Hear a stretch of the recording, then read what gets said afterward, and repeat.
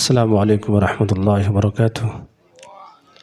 नहमदुहु व नुसल्ली अला रसूलिहिल करीम अम्मा बाद। फ़अऊज़ु बिल्लाहि मिनश शैतानिर रजीम। बिस्मिल्लाहिर रहमानिर रहीम। वअब्दुल्लाह व ला तुश्रिकू बिही शैअ व बिल वालिदैनि इहसाना। व क़ाल रसूलुल्लाहि सल्लल्लाहु अलैहि वसल्लम इस्तिग़फ़ारुल वलदि लि अबीहि बअदल मौत मिनल बिर्र। सदक़ल्लाहुल अज़ीम व सदक़ रसूलुहुन नबियुल करीम व नहनु अला ज़ालिका लमिनश शाहिदीन वश्शाकिरीन वल्हम्दुलिल्लाहि रब्बिल आलमीन। आइए अर्ज़ मारूफ़ से पेशतर बारगाह रिसालत माफ़ सल्लल्लाहु अलैहि वसल्लम में अक़ीदत व महब्बत के साथ दुरूद पाक पढ़िए। अल्लाहुम्मा सल्लि अला सय्यिदिना व शफ़ीना हबीबिना मौलाना बारिक वसल्लम सल्लु अलैहि सलातम व सलामुन अलैका या रसूलल्लाह सल्लल्लाहु तआला अलैहि वसल्लम। अल्लाह रब्बुल इज़्ज़त मरहूम की मग़फ़िरत फ़रमाए और उनकी क़ब्र को ताहद्द नज़र कुशादा फ़रमाए और जन्नत में आला मकाम नसीब फ़रमाए। बिरादरान मिल्लत इस्लामिया, अल्लाह तबारक व तआला ने कुरान करीम में 15 मकामात पर अपने हुकूक़ के साथ माँ बाप के हुकूक़ का ज़िक्र फ़रमाया है। कुरान करीम में अगर अल्लाह ने किसी जगह किसी चीज़ का हुक्म एक ही बार दिया हो, एक ही लफ्ज़ के ज़रिए से दिया हो, तो उसको मानना और उस पर अमल करना हमारे लिए लाज़िम व ज़रूरी हो जाता है। लेकिन अंदाज़ा लगाइए कि जिस चीज़ का हुक्म और जिस चीज़ का ज़िक्र अल्लाह ने एक जगह नहीं बल्कि 15 जगह पर बार बार जिस चीज़ को रिपीट किया गया हो, उस चीज़ की अहमियत मालूम होती है, उसकी क़द्र व कीमत का अंदाज़ा होता है। और फिर उसका ज़िक्र यूँ किया कि पहले अल्लाह अपनी इबादत का हुक्म देता है और फिर फरमाता है कि माँ बाप के साथ अच्छा सलूक करो। अल्लाह ने फरमाया वअब्दुल्लाह वला तुश्रिकू बिही शैआ, अल्लाह की इबादत करो और किसी को उसका शरीक ना ठहराओ। व बिल वालिदैनि इहसाना, और माँ बाप के साथ अच्छा सलूक करो। कहीं अल्लाह ने इरशाद फरमाया वइज़ अख़ज़ल्लाहु मीसाक़ बनी इसराइल, कि जब याद करो कि जब हमने बनी इसराइल से अहद लिया कि अल्लाह की इबादत करो, उसका किसी को शरीक ना ठहराओ और माँ बाप के साथ अच्छा सलूक करो। इस तरह तकरीबन 15 जगहों पर अल्लाह ताला ने पहले अपनी इबादत का हुक्म दिया है और फिर माँ बाप के साथ अच्छा सलूक करने का हुक्म दिया है।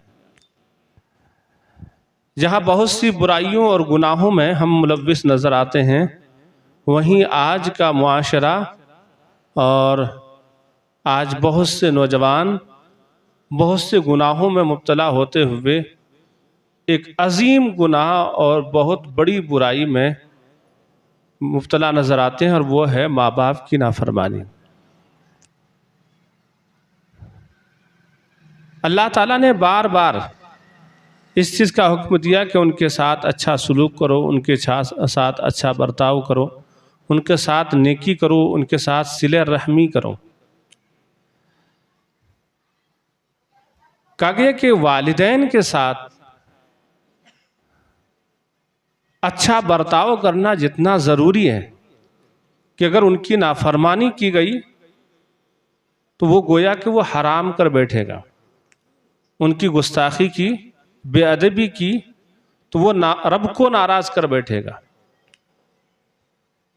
वो अपनी दुनिया भी बर्बाद करेगा और अपनी आखिरत भी बर्बाद करेगा। अल्लाह के नबी सल्लल्लाहु अलैहि वसल्लम से पूछा गया, या रसूल अल्लाह सल्लल्लाहु अलैहि वसल्लम, मा हक़्क़ुल वालिदैन अला वलदिहिमा, कि औलाद पर माँ बाप के क्या हक़ हैं? औलाद पर माँ बाप के क्या हक़ हैं? अल्लाह के रसूल सल्लल्लाहु अलैहि वसल्लम ने बहुत ही जामे और प्यारा जवाब अता फरमाया। अल्लाह के नबी ने तफसील में ये नहीं फरमाया कि नहीं उनके पैर दबाओ, उनको रोटी दो, उनको कपड़े पहनाओ, ये नहीं। बहुत ही शॉर्ट में और बहुत ही मुख्तसर और प्यारा जवाब अता फरमाया। नबी ने इरशाद फरमाया कि तुम ये पूछते हो कि माँ बाप का व औलाद पर क्या हक है, तो सुनो, हुमा जन्नतु का व नारू का। नबी ने फरमाया वही तुम्हारे लिए जन्नत भी है, वही जहन्नम भी है। वही जन्नत भी है, वही जहन्नम भी है। मतलब क्या हुआ कि वालिदैन की अगर रज़ा हासिल हो गई तो तुम्हारे लिए वो जन्नत है, और वालिदैन की नाराज़गी अगर तुम्हें हासिल हुई तो वो तुम्हारे लिए जहन्नम है। जन्नत भी तुम्हारी यही है और जहन्नम भी तुम्हारी यही है।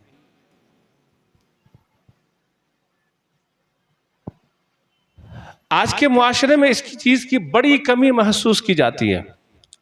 शरीयत मुताहरा के दायरे में रह करके वालिदैन के हुक्म की बजा आवरी और उस पर अमल करने का हमें हुक्म दिया है। यह और बात है कि अगर माँ बाप हमें गलत और गैर शरई काम के हुक्म दें तो उस पर हम अमल नहीं करेंगे, उस पर अमल नहीं करेंगे। लेकिन अगर कोई बात या कोई हुक्म शरीयत के मुवाफिक है तो उस पर अमल करना हमारे लिए ज़रूरी है। शरीयत के खिलाफ है तो उसकी फिर फर्माबरदारी नहीं की जाएगी।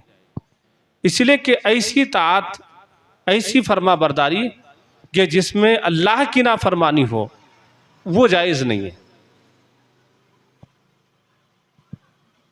अल्लाह ताला ने कुरान करीम में इरशाद फरमाया ववस्सैनल इंसान बिवालिदैहि हुस्ना। हमने इंसान को ताकीद की कि अपने माँ बाप के साथ अच्छा सलूक करे। व इन जाहदाका लितुश्रिका बी मा लैसा लका बिही इल्मुन फला तुतिहुमा। और अगर तुझसे वो कोशिश करें कि मेरा शरीक ठहरा दे जिसका तुम्हें इल्म नहीं है, तो तुम उसकी फिर फर्माबरदारी मत करो। यानी शुर्क व कुफ्र का अगर हुक्म दे माँ बाप तो उनकी फर्माबरदारी नहीं की जाएगी। एक सहाबी है हजरत अमर बिन आस रज़ी अल्लाह ताला अन्हु, और हजरत साद बिन अबी वक़ास रज़ी अल्लाह ताला अन्हु। यह हजरत साद बिन अबी वक़ास रज़ी अल्लाह ताला अन्हु जब मुसलमान हुए तो इनकी माँ ने कहा कि तुमने ये क्या नया काम किया है, ये क्या नया काम किया तुमने।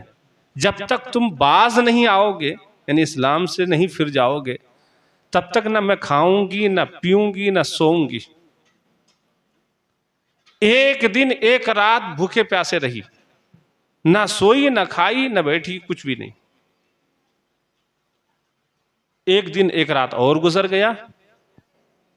जब वो कमजोर हो गई, बूढ़ी पहले से ही थी, अब 2 दिन 2 रात का अरसा गुजर गया और भूखे प्यासे रहने की वजह से कमजोरी बढ़ गई, तो हजरत साद बिन अबी वक़ास रज़ियल्लाहु ताला अन्हु अपनी माँ के पास आए और उन्होंने फरमाया कि माँ, अगर तेरी सो जाने हूं और सब जान एक एक करके निकल जाएं, फिर भी मैं अपने दीन इस्लाम से बाज नहीं आऊंगा, मैं नहीं फिरूंगा, चाहे तुम खाओ या मत खाओ। जब उनकी माँ को लगा कि ये अपने दीन पर कायम रहेगा, ये फिरेगा नहीं, तो वो खाने पीने लगी। उस मौके पर कुरान की ये आयत नाजिल हुई कि अगर माँ बाप शिर्क व कुफ्र का हुक्म दें तो उनकी फरमाबरदारी नहीं की जाएगी, और अगर शरीयत मुताहरा के दायरे में किसी चीज़ का हुक्म दें तो उनकी फरमाबरदारी करना हम पर लाजिम व ज़रूरी है। और ये याद रखिए कि अल्लाह को अगर खुश करना हो तो माँ बाप को खुश करना बहुत ज़रूरी है। अल्लाह को अगर राज़ी करना हो तो माँ बाप को राज़ी करना बहुत ज़रूरी है। Roshan Ali audio speaker centre Sujangarh. Allah के रसूल सल्लल्लाहु अलैहि वसल्लम ने इरशाद फरमाया ताअतुल्लाहि फी ताअतिल वालिद व मासियतुल्लाहि फी मासियतिल वालिद, कि अल्लाह की फरमाबरदारी बाप की फरमाबरदारी में है, अल्लाह की नाफरमानी बाप की नाफरमानी में है। एक जगह नबी ने इरशाद फरमाया रिदा रफ फी रिदल वालिद व सख्तुर रफ फी सख्तिल वालिद, कि अल्लाह की रजा बाप की रजा में है, अल्लाह की नाराजगी बाप की नाराजगी में है। मतलब क्या, अगर अल्लाह को राजी करना है तो बाप को राजी करो, अगर तुमने बाप को नाराज किया तो अल्लाह नाराज है। हजरत शेख अब्दुल हक मुहद्दिस देहलवी रहमतुल्लाहि ताला अलैह इस हदीस की तशरीह करते हुए फरमाते हैं कि अल्लाह के रसूल ने यह बात उस वक्त फरमाई कि एक सहाबी हजरत अमर बिन आस रज़ी अल्लाह ताला नबी की बारगाह में पहुंचे और उन्होंने अपने बेटे की शिकायत की। शिकायत यह की कि या रसूल अल्लाह सल्लल्लाहु अलैहि वसल्लम, मेरा बेटा पूरी रात नमाज पढ़ता है, दिन भर रोजा रखता है। ये कोई शिकायत है? ये कोई शिकायत तो नहीं है। आप में से कोई हाफिज साहब से कहें कि हाफिज साहब मेरे लड़के को समझाइए, मेरा लड़का पूरी रात नमाज पढ़ता है, दिन भर तिलावत करता है। हाफिज साहब कहेंगे ये यार ये कोई शिकायत वाली बात तो नहीं, ये तो बहुत अच्छी बात है, नमाज पढ़ता है, तिलावत करता है, कुरान पढ़ता है, रोजा रखता है, ये तो अच्छी बात है। हाँ, ये शिकायत हो सकती है कि वो रात में इधर उधर घूमता फिरता है, काम काज में नहीं जाता है, इधर उधर टहलता रहता है, तो ये शिकायत हो सकती है। सहाबी ने शिकायत की, या रसूल अल्लाह मेरा बेटा पूरी रात नमाज पढ़ता है और दिन भर रोजे रखता है। ये शिकायत तो थी नहीं, लेकिन सहाबी के शिकायत करने का मतलब यह था कि या रसूल अल्लाह पूरी रात नमाज पढ़ने की वजह से और पूरा दिन रोजा रखने की वजह से मेरी खिदमत कम करता है। बात आई समझ में आपको? पूरी रात नमाज पढ़ने की वजह से, दिन भर रोजा रखने की वजह से वो मेरी खिदमत कम करता है। तो उस मौके पर नबी ने इरशाद फरमाया रिदा रफ फी रिदल वालिद सख्तुर रफ फी सख्तिल वालिद, यानी मेरे साहबी अपने बेटे से जाकर कह दीजिए वो जो पूरी रात नमाज पढ़ता है इसीलिए कि अल्लाह राजी हो जाए, वो रोजा रखता है इसीलिए कि अल्लाह खुश हो जाए, लेकिन उसे बता दीजिए कि अल्लाह उस वक्त खुश होता है जब बाप खुश हो, अल्लाह उस वक्त राजी होता है जब बाप राजी हो। अगर बाप ही नाराज तो अल्लाह नाराज। पता क्या चला कि एक शख्स बालिग होने के बाद जब हम पर इबादत लाजिम और जरूरी और फर्ज हो जाती है, बालिग होने के बाद दुनिया की किसी और मस्जिद में नहीं, बल्कि उस मस्जिद में जिसे मस्जिद हराम कहा गया, और अल्लाह के रसूल सल्लल्लाहु अलैहि वसल्लम ने इरशाद फरमाया कि जिसने मस्जिद हराम में एक नमाज पढ़ी अल्लाह ताला उसे एक नमाज के बदले 1,00,000 नमाजों का सवाब अता फरमाता। उस मस्जिद में जिसे मस्जिद नबवी कहा जाता है, रसूल अल्लाह उसे अपनी मस्जिद फरमाते हैं कि उस मस्जिद में अगर किसी ने एक नमाज पढ़ी तो एक नमाज के बदले 50,000 नमाजों का सवाब अता किया जाता है।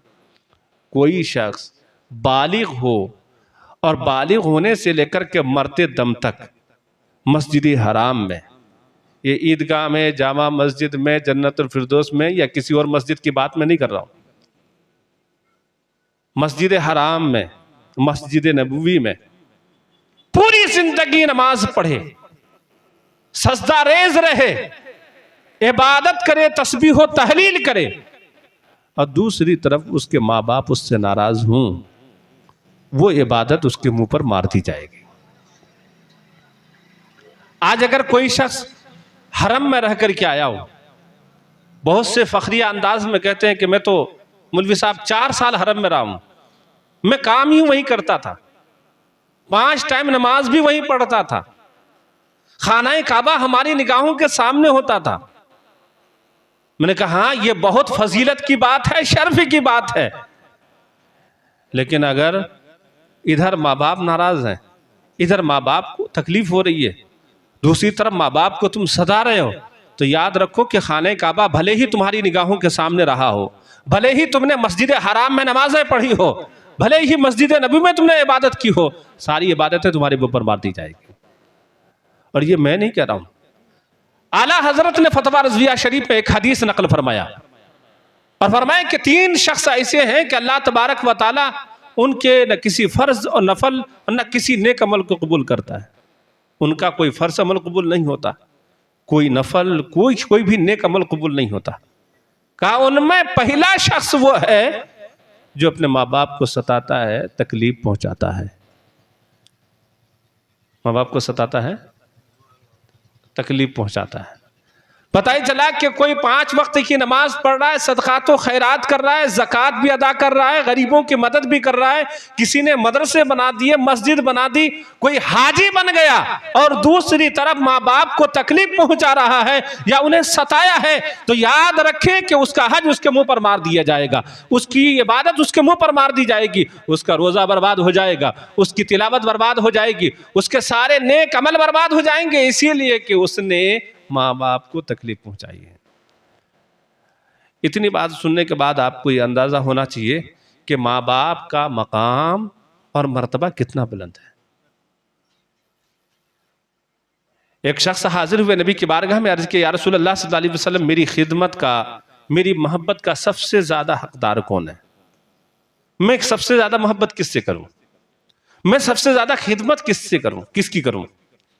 नबी ने इरशाद फरमाया, उम्मू का। तुम्हें सबसे ज्यादा मोहब्बत तुम्हें माँ से करनी चाहिए, सबसे ज्यादा खिदमत तुम्हें माँ की करनी चाहिए। उसने अर्ज किया, सुम्मा मन, फिर या रसूल अल्लाह, फिर उसके बाद? नबी ने इरशाद फरमाया, उम्मू का। तुम्हारी मोहब्बत का, तुम्हारी खिदमत का सबसे ज्यादा हकदार तुम्हारी माँ है। साहबी ने फिर अर्ज किया, सुम्मा मन, फिर कौन?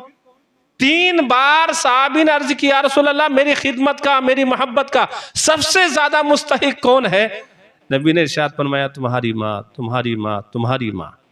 4थी बार जब उन्होंने अर्ज किया, रसूल अल्लाह, सुम्मा मन, फिर मेरी मोहब्बत का, मेरी खिदमत का सबसे ज्यादा हकदार कौन है? तो नबी ने इरशाद फरमाया, अबू का, तेरा बाप।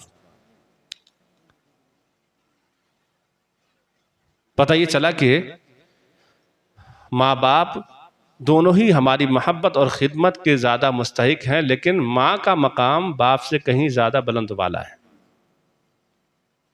कि सहाबी 3 बार पूछते हैं और रसूलुल्लाह सल्लल्लाहु अलैहि वसल्लम माँ का ही हुक्म फरमाते हैं, माँ के बारे में ही फरमाते हैं कि वह तुम्हारी मोहब्बत का और खिदमत का सबसे ज़्यादा हकदार तुम्हारी माँ है।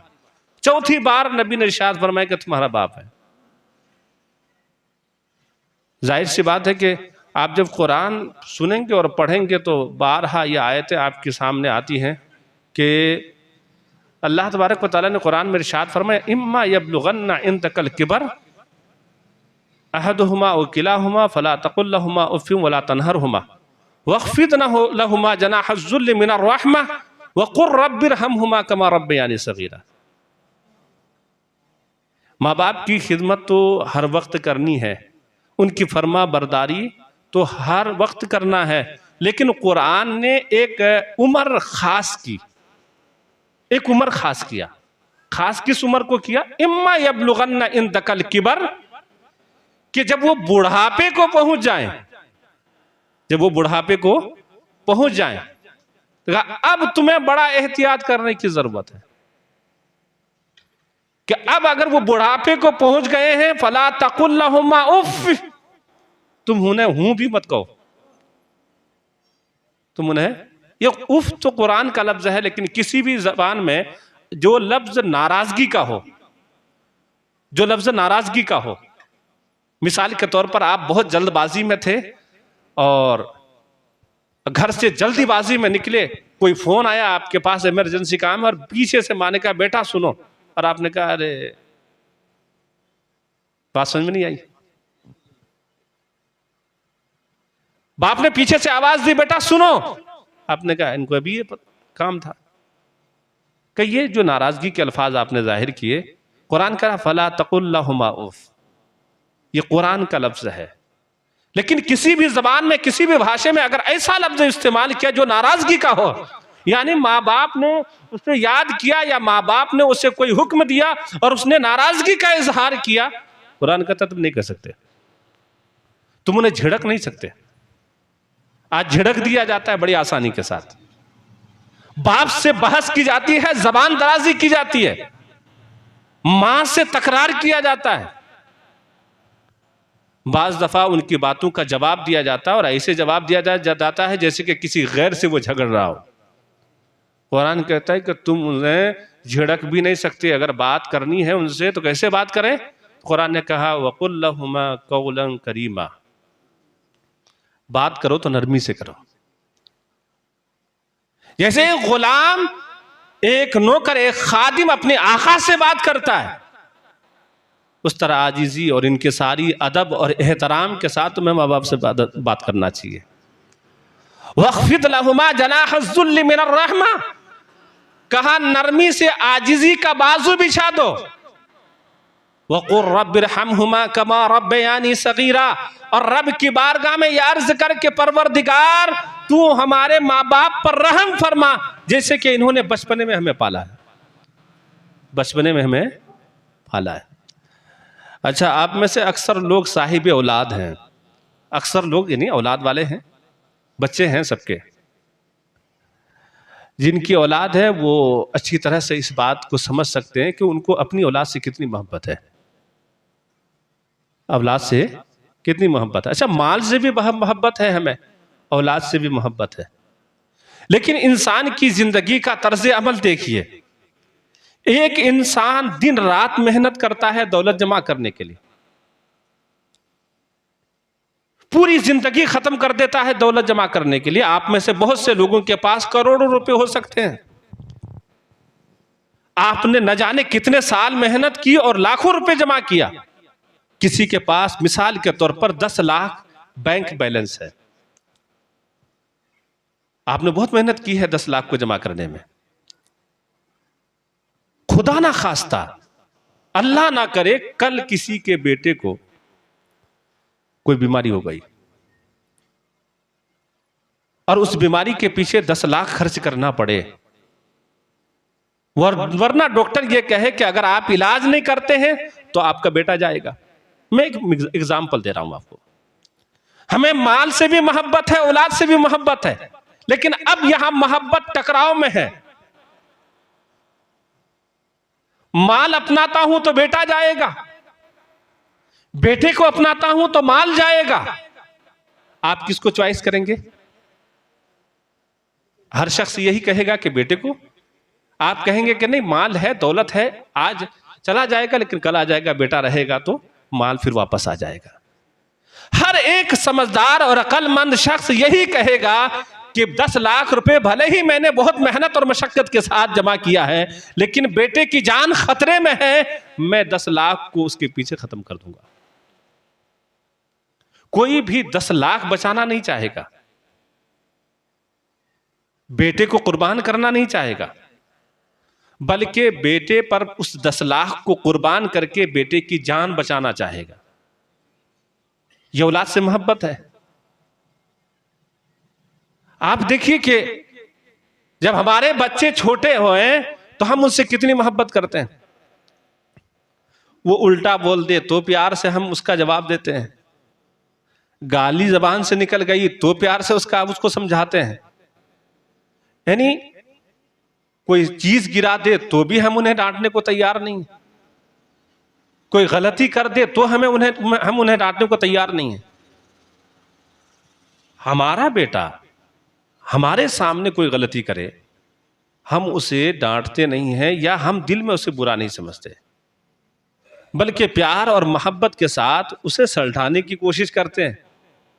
अब इसको पलटिए, आपका बेटा गलती कर रहा था, आपको प्यार आ रहा था, वो नुकसान पहुंचा रहा था, आपको मोहब्बत आ रही थी। वहीं पर आपके वालिद से यह काम हो, वही प्यार क्या आपको आएगा? अगर आएगा तो यकीनन आप मां बाप के फर्माबरदार हैं। जो प्यार आपको अपने बेटे से है, जो मोहब्बत आपको अपने बेटे से है, वही मोहब्बत अगर बरकरार है अपने वालिदैन के साथ भी, तो इसका मतलब आप मां बाप के फर्माबरदार हैं। वरना कहानी वही हो जाएगी कि एक बाप से बच्चे ने पूछा नो उम्री में कि अब्बू जान ये दीवार पर ये कौवा बैठा है। कहाँ बेटा कौवा बैठा है? ये दीवार पर कौन सा जानवर बैठा है? बेटा कौवा बैठा है। ये कौन सा जानवर बैठा है? कौवा बैठा है। कि 100 बार बेटे ने पूछा कि ये दीवार पर कौन सा जानवर बैठा है। बाप भी बड़ा चालाक था। Roshan Ali audio speaker centre Sujangarh. बेटा कौवा बैठा है, और लिखता गया कि ये कितनी बार मुझसे सवाल कर रहा है, कि 100 बार सवाल किया कि ये दीवार पे कौवा बैठा है। मैंने कहा हाँ बेटा कौवा बैठा है। 100 बार सवाल किया और बाप ने वो 100 बार कागज में लिख करके उसे तावीज की तरह संभाल कर रख दिया। और जब बाप बूढ़ा हुआ, बेटा जवान हुआ, तो बाप ने बेटे का इम्तिहान लेना चाहा। बाप ने बेटे का इम्तिहान लेना चाहा।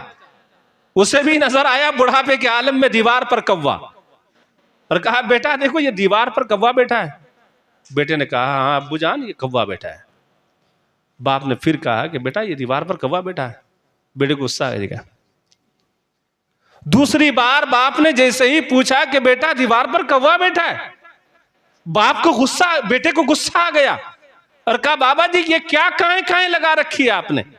जब आपको मैंने एक बार बता दिया कि कौवा बैठा है तो बार बार सवाल करने की क्या जरूरत है?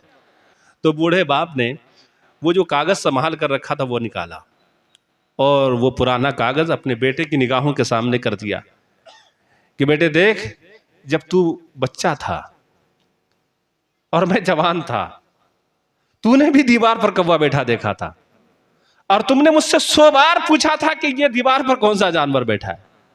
मैंने बहुत प्यार से, मोहब्बत से तुम्हें जवाब दिया था, मुझे गुस्सा नहीं आया। तुमने 100 बार पूछा, 100 बार हमने प्यार से, मोहब्बत से तुम्हें जवाब दिया, बेटा ये कौवा बैठा है, बेटा ये कौवा बैठा है। लेकिन मैंने दूसरी बार तुमसे क्या पूछ लिया कि तुम्हें गुस्सा आ गया? यह ज़हन बदलना पड़ेगा, यह ज़हन बदलने की जरूरत है। बाज दफा एक नौजवान अपनी बीवी की मोहब्बत में इतना पागल हो जाता है कि माँ बाप के अदब व एहतराम तक को भूल जाता है। अच्छा याद रखिए कि यकीनन बीवी से मोहब्बत करना कोई नाजायज नहीं, बल्कि ये तो कुरान हदीस से बात साबित, उनसे मोहब्बत करनी चाहिए और जो उसके हुकूक हैं उसको अदा करना चाहिए। बीवी के भी हुकूक को अदा करना चाहिए, वरना आप गुनहगार होंगे उनके हुकूक को अदा नहीं करेंगे तो। लेकिन इसका यह मतलब नहीं है कि बीवी के हुकूक के चक्कर में या बीवी के चक्कर में वो माँ बाप को तकलीफ और तो जो है उन्हें रंज और गम पहुंचाए। अल्लाह के नबी सल्लल्लाहु अलैहि वसल्लम ने इरशाद फरमाया, मन फद्दल ज़ौजतहु अला उम्मी फ़अलैहि लानतुल्लाहि व मलाइकतिही वन नासि अजमईन। अल्लाह के नबी सल्लल्लाहु अलैहि वसल्लम ने इरशाद फरमाया कि जिसने अपनी बीवी को अपनी माँ पर तरजीह दिया, फजीलत दिया, अपनी बीवी को ज्यादा तरजीह दिया, अपनी बीवी को ज्यादा अहमियत दिया अपनी माँ पर, वो इतना बड़ा मलून है, फ़अलैहि लानतुल्लाह व मलाइकतिही वन नासि अजमईन, कि उस पर अल्लाह की लानत होती है, उस पर अल्लाह के फरिश्तों की लानत होती है, रूए जमीन के तमाम लोगों की लानत होती है। मामला यह हुआ कि उसने अपनी बीवी को फजीलत दी अपनी मां पर, अपनी बीवी को तरजीह दिया अपनी मां पर, तो कहा कि वो मलऊन है, वो मरदूद है, जो जिस पर अल्लाह की भी लानत बरसती है, फरिश्तों की भी लानत बरसती है, रुबे ज़मीन के तमाम लोगों की लानत बरसती है। जाहिर सी बात है कि जिस शख्स पर अल्लाह और उस अल्लाह के फरिश्तों की लानत बरसे, रुबे ज़मीन के लोगों की लानत बरसे, वो शख्स न दुनिया में कामयाब हो सकता है और न वो आखिरत में कामयाब हो सकता है। पढ़िए दुरूद पाक पढ़िए, अल्लाहुम्मा सल्ली अला सय्यिदिना व सल्लिम सल्लु अलैहि सलातु व सलामुन अलैका या रसूलल्लाह सल्लल्लाहु तआला अलैहि वसल्लम। चलिए इधर तवज्जो रखिए थोड़े से।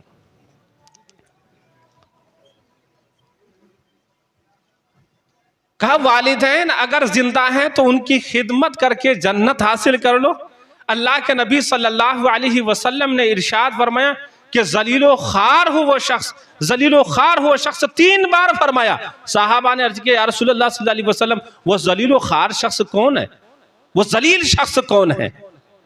नबी ने इरशाद फरमाया मन अदरक वालिदै इंदल किबर अहदुहुमा औ किलाहुमा सुम्मा लम यदखुलिल जन्नह।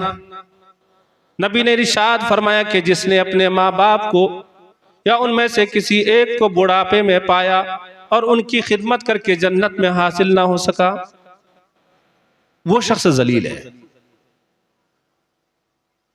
फरमाया नबी ने कि अल्लाह तबारक व तआला कुफ्र और शिर्क के अलावा जिस गुनाह को चाहेगा मुआफ फरमा देगा। कुल्लुज़ुनूब यग़फ़िरुल्लाहु अन्हा माशा अल्लाह इल्ला उक़ूक़ल वालिदैन फ़इन्नहु यअज्जिलु लिसाहिबी फ़िल हयाति क़ब्लल ममात। नबी ने इरशाद फरमाया, रब चाहेगा तो सारे गुनाह माफ फरमा देगा, मगर माँ बाप की नाफरमानी एक इतना बड़ा गुनाह है कि अल्लाह पहले उस नाफरमान को दुनिया में उसकी सजा देता है और मरने के बाद तो उसकी सजा तो भयानक है, दर्दनाक सजा है उसकी।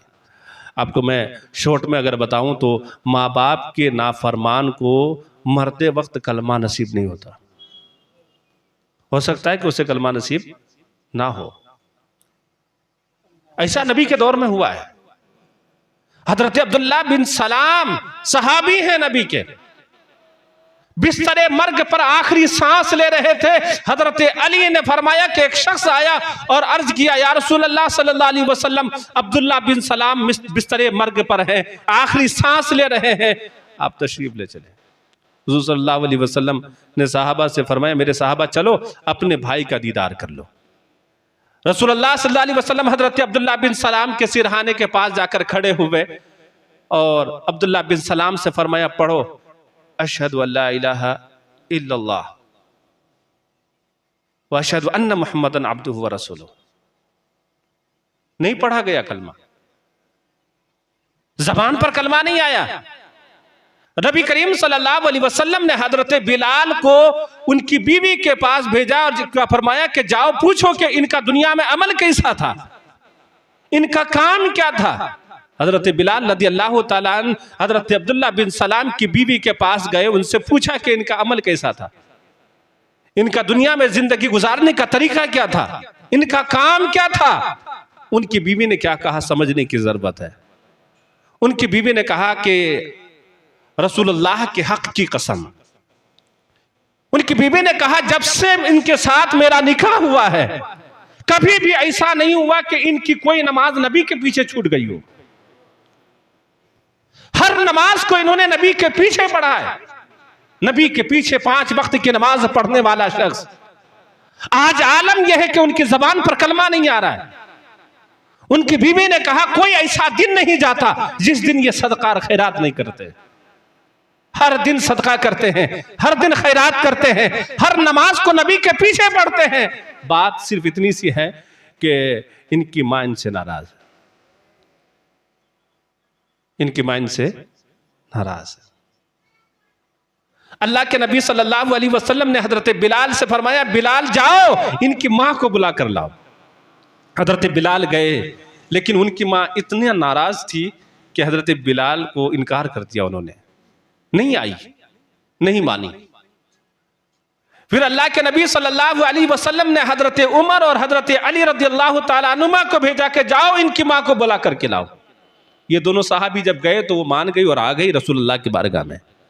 और जैसे ही आई अपने बेटे को देखा तो वो कहने लगी गुस्से के मारे कि बेटा मैं तुम्हें दुनिया आखिरत कहीं भी माफ नहीं करूंगी। नबी ने इरशाद फरमाया, ए ज़ईफा अपने बेटे को माफ कर दो। माने कहा, या रसूल अल्लाह सल्लल्लाहु अलैहि वसल्लम मैं इसे मुआफ कैसे करूं, इसने मुझे सताया है, इसने मुझे तकलीफ पहुंचाई है, इसने अपनी बीवी की वजह से मुझे घर से अलग कर दिया। नबी ने इरशाद फरमाया कि अगर तुम इसे मुआफ कर दो तो तेरा हक मेरे जिम्मे है। ये जो बात होती है ना, ये मेहरबानी वाली बात होती है, रसूलुल्लाह की इनायत की बात है। नबी ने फरमाया कि अगर तुम अपने बेटे को मुआफ कर दो तो तेरा हक मेरे जिम्मे है। जब नबी ने इरशाद फरमाया तो हजरत अब्दुल्ला बिन सलाम की मां ने अर्ज की कि अल्लाह के रसूल, मैं आपको, अल्लाह को, आपके सहाबा को गवाह बनाकर कहती हूं कि मैंने अपने बेटे को माफ कर दिया। इधर मां ने मुआफ किया और उधर अल्लाह के रसूल सल्लल्लाहु अलैहि वसल्लम ने हजरत अब्दुल्ला बिन सलाम से फरमाया कि पढ़ ला इलाहा इल्लल्लाह वहदहु ला शरीक लह व अशहदु अन्ना मुहम्मद रसूलुल्लाह। रसूलुल्लाह ने फरमाया, उनकी जबान पर कलमा आ गया।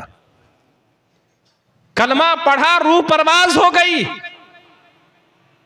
उनकी नमाज जनाजा पढ़ी गई, उनको दफन कर दिया गया। हजरत अली फरमाते हैं कि जब हम दफन से फारिग हो गए तो नबी ने इरशाद फरमाया, या माशरल मुस्लिमीन, ए मुसलमानों सुनो, जो शख्स माँ बाप को सताता है उसे मरते वक्त कलमा पढ़ना नसीब नहीं होगा। आप बताइए कि कोई शख्स इबादत पर इबादत करे, रोजा रखे, तिलावत करे, हज, सदका, खैरात, सारी नेकियां करता जाए, लेकिन अगर उसकी मौत ईमान की हालत में ना हो, रोशन अली ऑडियो स्पीकर सेंटर सारी इबादत बेकार हो सुजानगढ़। जाएगी, सारी नेकियां बर्बाद हो जाएगी।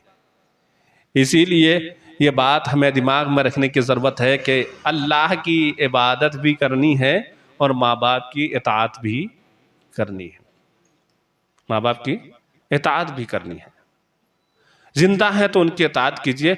इतना और अल्लाह के रसूल सल्लल्लाहु अलैहि वसल्लम ने माँ बाप के मकाम और मर्तबे को इतना बुलंद फरमाया कि जो इताअत शियार और फर्मा बरदार बेटा अपने माँ बाप के चेहरे को मोहब्बत की नज़र से देखे तो अल्लाह ताला उससे हज मकबूल का सवाब अता फरमाता है।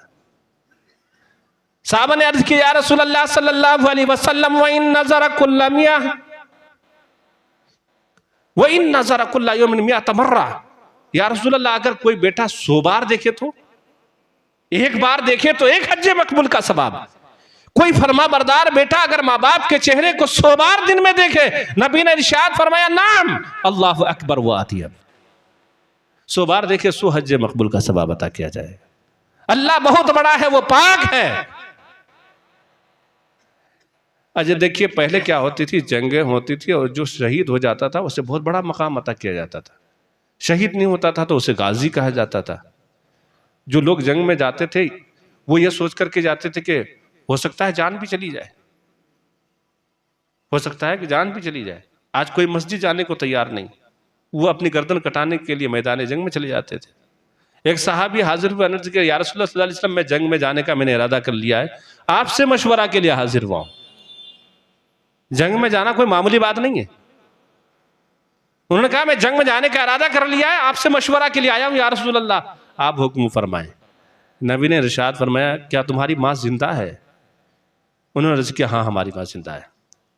तो नबी ने इरशाद फरमाया, फ़अल्ज़िमहा फ़इन्नल जन्नत इंद रिजलिहा, अगर तुम्हारी माँ जिंदा है तो उनकी खिदमत को लाजिम पकड़ लो, उनकी खिदमत में रहो, क्योंकि जन्नत तुम्हारी माँ के कदम के नीचे है। चेहरे का दीदार हज मकबूल का सवाब अता करता है। माँ के कदमों के नीचे जन्नत है, उनकी फरमा बरदारी और इताअत गुजारी करने वाला जन्नती हो जाता है, और जो उनकी नाफरमानी करे वो जहन्नमी हो जाए। मेरे पास उतना, मैं नहीं चाहता हूं कि आपको ज़्यादा मैं परेशान करूं। एक मुख्तसर सी बात है, बेशुमार हदीसें हैं, मैं अरबी इबारत पढ़ूं बहुत टाइम हो जाएगा, कुरान की आयतें पढ़ूं लंबा वक्त हो जाएगा। ऐसे कई वाक़ियात हैं कि जिनसे हमें सबक हासिल करने की ज़रूरत है। हज़रत मूसा अलैहिस्सलाम का आपने नाम सुना, कलीमुल्लाह, ये कूहे तूर पर जाते थे, तूर पहाड़ पर जाते और अल्लाह से कलाम करते, बात करते अल्लाह से। हज़रत मूसा अलैहिस्सलाम, हज़रत मूसा अलैहिस्सलाम ने एक बार रब की बारगाह में अर्ज़ किया, परवरदिगार आलम, मेरी एक ख्वाहिश है, वो ख्वाहिश ये है कि मैं दुनिया में ही जन्नत का साथी देखना चाहता हूँ, यानी मेरे साथ जन्नत में कौन होगा मैं उसे दुनिया में देखना चाहता हूँ। अच्छा, हज़रत मूसा है नबी, जो नबी का जन्नत में मकाम होगा वो और किसी का कैसे हो सकता है? आम बंदे का मकाम कोई और होगा, नबी का मकाम बुलंद बाला होगा। हजरत मूसा अलैहिस्सलाम ने ख्वाहिश जाहिर की, इलाही अरीनी जलीसी फिल जन्ना, परवरदिगार दुनिया में मैं जन्नत का साथी देखना चाहता हूँ। अल्लाह तबारक व तआला ने फरमाया, मूसा फुला शहर के फुला बाजार में जाओ, वहाँ एक कसाब है गोश्त बेचने वाला, वही तुम्हारे जन्नत का साथी है। हजरत मूसा अलैहिस्सलाम के दिल में तड़प पैदा हुई कि मैं उस शख्स से मिलूं तो सही, वो कौन सा अमल करता होगा, वो कौन सी नेकी करता होगा, वो कौन सी इबादत करता होगा जिसकी वजह से मुझ नबी के साथ जन्नत में होगा। हजरत मूसा अलैहिस्सलाम उस शख्स की तलाश में उस शहर के बाजार में पहुंचे, उस नौजवान से मुलाकात भी हुई, पूरा दिन उसके पास गुजारा। जब शाम हुई, सूरज डूबा, तो वो नौजवान एक गोश्त का टुकड़ा थैले में डाला और अपने घर की तरफ रवाना हुआ। हजरत मूसा अलैहिस्सलाम को भी उसने दावत की, हजरत मूसा अलैहिस्सलाम उसकी दावत पर उनके साथ चल पड़े। वो नौजवान घर में पहुंचता है और हजरत मूसा अलैहिस्सलाम को बिठाता है और अपने हाथों से खाना बनाता है। अपने हाथों से खाना सब्जी तैयार करने के बाद वो अपनी बूढ़ी ज़ईफ़ा कमज़ोर माँ के पास पहुंचता है। उसकी माँ इतनी ज़ईफ़ हो चुकी थी कि वो उठ के बैठ नहीं सकती थी। कमजोरी का आलम यह था कि उठ के बैठना तो दूर की बात, वो रोटी को टुकड़े को तोड़ नहीं सकती थी। मुंह में दांत नहीं थे कि वो रोटी के टुकड़े को चबा सकती थी। वो नौजवान खाना तैयार करता है, खाना तैयार करने के बाद अपनी माँ के पास जाता है, रोटी के टुकड़े को तोड़ता है और पहले अपने मुंह में डालता है, उसको नरम करता है, नरम करने के बाद वापस अपने मुंह से निकालता है, फिर अपने माँ को खिलाता है। इस तरह से जब उनकी माँ शिकम सैर हो जाती है, फिर वो अच्छे कपड़े पहनाता है और जब अपनी माँ के कमरे से निकलने लगता है तो उस बूढ़ी माँ के होंठ हिलने लगते हैं। हजरत मूसा अलैहिस्सलाम ने फरमाया कि उस बूढ़ी माँ के होंठ हिल रहे थे और वो ये दुआ कर रही थी, अल्लाहुम्मा जअल इब्नी जलीसा मूसा फिल जन्नह। ए अल्लाह, इस बुढ़ापे में तू खूब देख रहा है कि मेरा बेटा अपने हाथों से खाना तैयार करता है, मुझे खिलाता है, मेरी खिदमत करता है, मेरी फरमा बरदारी करता है। परवरदिगार, इस खिदमत के बदले में मैं तुझसे कोई दौलत नहीं मांगती, कोई जायदाद नहीं मांगती, बस इतना है कि मेरे बेटे को तू मूसा का जन्नत में साथी बना दे, मेरे बेटे को जन्नत में मूसा का साथी बना दे। उस बूढ़ी माँ के होंठ हिल रहे थे। हजरत मूसा अलैहिस्सलाम उस नौजवान की तरफ चल पड़े और उस नौजवान से फरमाया, नौजवान सुन, लकल बशारा, तुम्हारे लिए खुशखबरी है। मैं कोई आम बंदा नहीं हूं, मैं जो तुम्हारे घर का मेहमान हूं, मैं कोई आम बंदा नहीं हूं। तुम्हारे लिए खुशखबरी है, अना मूसा व अंता जलीसी फिल जन्नह, मैं अल्लाह का नबी मूसा हूं और तुम जन्नत में मेरा साथी रहोगे, जन्नत में मेरा साथी रहोगे। पता क्या चला कि मां की दुआ सिर्फ जन्नत ही नहीं अता करती है, बल्कि जन्नत में वो मकाम दिला देती है जो मूसा अलैहिस्सलाम का मकाम है। जहां मूसा अलैहिस्सलाम रहेंगे, जहां नबी रहेंगे, वो दर्जा भी मां जन्नत में मां की दुआ दिला देती है। इसीलिए दुनिया के खुराफात में ना आकर और बीवी के दोपट्टे की हवा में ना आकर के हमें इनकी फरमाबरदारी करने की ज़रूरत है। ये जिंदा है तो इनकी खिदमत कीजिए, और इंतकाल कर जाए तो नबी ने इरशाद फरमाया, इस्तिग़फ़ारुल वलद लिअबीही बादल मौत मिनल बिर, औलाद का दुआए मग़फ़िरत करना माँ बाप के इंतकाल के बाद, यही उनके साथ अच्छा सलूक है, यही उनकी फरमा बरदारी है। वरना माँ की ज़बान से आह निकलेगी और बददुआ निकलेगी तो ये बददुआ जो है कबूल भी हो जाती है। जिस तरह दुआ कबूल हो जाती है, बददुआ भी कबूल हो जाती है। मैं आखिरी बात कहकर अपनी गुफ्तगू खत्म करूं कि एक बुजुर्ग ने अपनी माँ से कहा, माँ बूढ़ी हो चुकी थी, उनका कोई और दूसरा सहारा नहीं था, और बुजुर्ग ने कहा कि अम्मी जान, मैं तवाफ़े काबा के लिए जाना चाहता हूँ, तवाफ़े काबा के लिए जाना चाहता हूँ। अच्छा, काबे का तवाफ करने के लिए, अल्लाह के घर को देखने के लिए जाना बहुत बड़ी इबादत है। कहा गया कि पहली नजर पर जब काबे पर पड़ती है और जो दुआ की जाए वो कबूल हो जाती है, सोह रहमतें नाज़िल होती हैं। उन्होंने माँ से इजाजत मांगी, लेकिन माँ ने कहा कि इस बुढ़ापे में मुझे बेसहारा छोड़ करके तुम कैसे जा सकते हो, किसके सहारे मुझे तुम छोड़ करके जाओगे।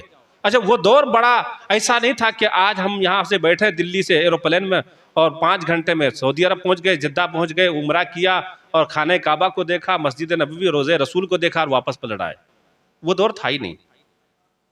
वो दौर तो ये था कि लोग सफर करते थे, महीनों महीना लग जाता था, पैदल सफर होता था, जानवरों पर सफर होता था, महीनों महीना लग जाते थे सफर में। माँ ने कहा, बेटा तुम नहीं जा सकते। लेकिन बेटे ने सोचा कि माँ मुझे खाने काबा का तवाफ से रोक रही है, मैं तो जाऊंगा। बेटा माँ की इजाजत के बगैर अपने घर से निकल पड़ा। माँ को जब पता चला कि बेटा निकल चुका है तो माँ के दिल से बद्दुआ निकली। कहा गया कि माँ की बद्दुआ मत लो, वरना तुम्हारी दुनिया और आखिरत दोनों बर्बाद हो जाएगी। और वालिदैन से कहा गया कि अगर बेटा नालायक हो जाए, नाफरमान हो जाए, तो अपना गुस्सा किसी और तरीके से उतार लो और उन्हें बद्दुआ मत दो, वरना एक दिन तुम्हें रोना आएगा। इनका हाल यह हुआ कि ये निकल गए और मां ने बद्दुआ दे दी कि परवरदिगार तू इसे मुसीबत में मुब्तला कर दे। इधर मां ने दुआ की और ये बद्दुआ की, और ये कबूल भी हो गई। ये जनाब एक गांव में पहुंचे, चलते चलते इशा का वक्त हुआ तो उस गांव में जो मस्जिद थी, इशा की नमाज पढ़ने के लिए मस्जिद में दाखिल हुए। इधर ये नमाज पढ़ रहे थे और उसी मोहल्ले में एक चोर एक घर में चोरी करने के लिए दाखिल हुआ। घर वाले की आंख खुल गई, उसने चिल्लाना शुरू किया, चोर चोर चोर चोर, और पीछे दौड़ा चोर के, और भी लोग दौड़े। वो चोर मस्जिद के दरवाजे तक तो पहुंचा, लेकिन वहां से किधर गया लोगों को पता नहीं चला। बात समझने की जरूरत है। और इधर ये बुजुर्ग मस्जिद में नमाज पढ़ रहे। कौन? जो मां की इजाजत के बगैर खाने काबा का तवाफ के लिए चले। चोर वो जब मस्जिद के दरवाजे से गायब हो गया तो लोगों ने कहा कि कहीं ऐसा ना हो मस्जिद के अंदर छुपा हो। आज तो लोग मस्जिद में भी चोर आते हैं ना, है ना, मुसलमान चोर आते हैं। हाँ, अगर अंदाजा ना हो तो कभी नई चप्पल पहन करके आप मस्जिद में जाएं बार बार, पुरानी आपको लास्ट में मिलेगी। ये कौन होते हैं? मुसलमान ही तो होते हैं, नमाजी ही तो होते हैं, जो अपनी पुरानी चप्पल छोड़ करके आपकी नई चप्पल लेकर के आ जाते हैं। लोगों ने कहा हो सकता है कि मस्जिद के अंदर चोर छुपा हो। जब अंदर गए तो इन्होंने देखा कि एक शख्स नमाज पढ़ा। लोगों ने कहा यही चोर है। और ये चोर थे नहीं। कौन थे ये चोर नहीं थे, चोर तो गायब हो गया। ये जो नमाज पढ़ रहे थे ये तो वो बुजुर्ग थे जिन्होंने मां की इजाजत के बगैर खाने काबा का इरादा किया था, तवाफ खाने काबा का। लोगों ने कहा यही चोर है, इसे पकड़ो और हाकिम शहर के दरबार में पेश कर दो। हाकिम के दरबार में पेश किया गया और कहा गया कि इस शख्स ने आज की रात फुला के घर में चोरी करने की कोशिश की। हाकिम ने न आओ देखा न ताओ देखा, सजा सुना दी। कहा इसे सजा दो, इसकी दोनों आंखें निकाल लो, इसके दोनों हाथ काट दो, दोनों पैर काट दो, पूरे शहर में इसे घुमाओ और दुनिया वालों को बता दो कि ये चोरी की। Roshan Ali audio speaker centre, Sujangarh. उसके दोनों हाथ काट दिए गए, दोनों पैर काट दिए गए, दोनों आंखें निकाल ली गई, पूरे शहर में घुमाया और कहा गया लोगों सुनो, इस गांव में आज के बाद कोई अगर चोरी करेगा उसे यह सजा दी जाएगी, ये चोरी की सजा है। जब ये कहा तो उस बुजुर्ग ने कहा ला तक़ूलु ज़ालिक, ये मत कहो कि ये चोरी की सजा है, बल क़ूलु हाज़ा जज़ाउ मन क़सदा तवाफ़ मक्का बिला इज़्नि उम्मी। उन्होंने कहा ये मत कहो कि ये चोरी की सजा है, बल्कि ये कहो कि ये उस शख्स की सजा है जो मां की इजाजत के बगैर तवाफ़ मक्का के लिए चला था। ये उस शख्स की सजा है जिसने मां को सताया है, मां को तकलीफ पहुंचाई है। हाथ काट दिए गए, पैर काट दिया गया, आंखें निकाल ली गई, चौराहे पर फेंक दिया गया। लोगों को जब पता चला कि अरे ये तो फला बुजुर्ग है, उनका एक इबादत खाना था, इबादत करते थे वो, लोगों ने उठा करके उनकी इबादत के खाना के पास में ले आकर के डाल दिया। और इधर मां दुआ करने लगी कि अल्लाह जब अगर तूने उसे मुसीबत में मुब्तला कर दिया तो मैं उसे देखना चाहती हूं। ये भी दुआ कबूल हो गई। बेटा इबादत खाने के पास पहुंच चुका है, इबादत खाने के बाहर किसी ने लाकर डाल दिया और अंदर इबादत खाने के अंदर मां कह रही है परवरदिगार अगर तूने मेरे बेटे को मुसीबत में मुब्तला कर दिया है तो मैं देखना चाहती हूं। ये दुआ की और इधर बेटे ने आवाज लगाई, मैं भूखा मुसाफिर हूं, मुझे अल्लाह के नाम पर रोटी दे दो। ना बेटे को यह मालूम हुआ कि मैं अपने ही दरवाजे पर हूं, ना मां को यह पता चला कि आवाज देने वाला मेरा बेटा है। अंदर से मां ने कहा कि मेरे और आपके दरमियान पर्दे का मसला। उन्होंने समझा अजनबी है, कोई मुसाफिर है, आप दरवाजे के आड़ से रोटी ले लें, पानी ले लें, मैं आपको देने को तैयार हूं। उन्होंने कहा मेरे हाथ नहीं है, मैं कैसे लूं? कहा ठीक है थोड़ा आगे बढ़ जाइए, मैं दे दूंगा पर्दे के आड़ से। कहा नहीं मेरे पास पैर भी नहीं है कि मैं दूं, कि आपके और मेरे दरमियान पर्दे का मसला है, मैं आपके सामने नहीं आ सकती। आज का दौर थोड़ी था कि औरतें खूब बेपर्दगी के साथ बाजार में घूम रही है। खानदान और परिवार के किसी बुजुर्ग को देख लिया तो पूरा मुंह ढक लिया, और जैसे ही कहीं निकली तो पूरा आजाद हो गई। वो पर्दादार और इज्जतदार खवातीन थी। उन्होंने कहा नहीं मैं बेपर्दा आपके साथ में नहीं आ सकती। उन्होंने कहा आप इसकी फिक्र ना करें, मेरी आंख भी नहीं है। मां रोटी लेकर के पानी लेकर के बाहर आई और अपने बेटे को खिलाने लगी, लेकिन बेटे को ना पहचान सकी। लेकिन बेटा पहचान गया, बेटा पहचान गया और शर्म के मारे उसने अपना सर अपनी मां के कदमों पर रख दिया और कहने लगा अना इब्नु कलासी, मां मैं तुम्हारा नाफरमान बेटा हूं, आपने मुझे पहचाना नहीं, मैं तुम्हारा नाफरमान बेटा हूं। माँ ने जब ये सुना वो ज़ारो के तार रोने लगी और रब की बारगाह में अर्ज करने लगी, परवरदिगार जब मेरे बेटे का ये हाल हो चुका है तो मैं दुनिया वालों के सामने शर्मिंदा नहीं होना चाहती, मेरी आखिरी दुआ यह है कि तू मेरी और मेरे बेटे की रूह कब्ज कर ले। ये भी दुआ कबूल हुई और माँ बेटे की रूह कब्ज हो गई।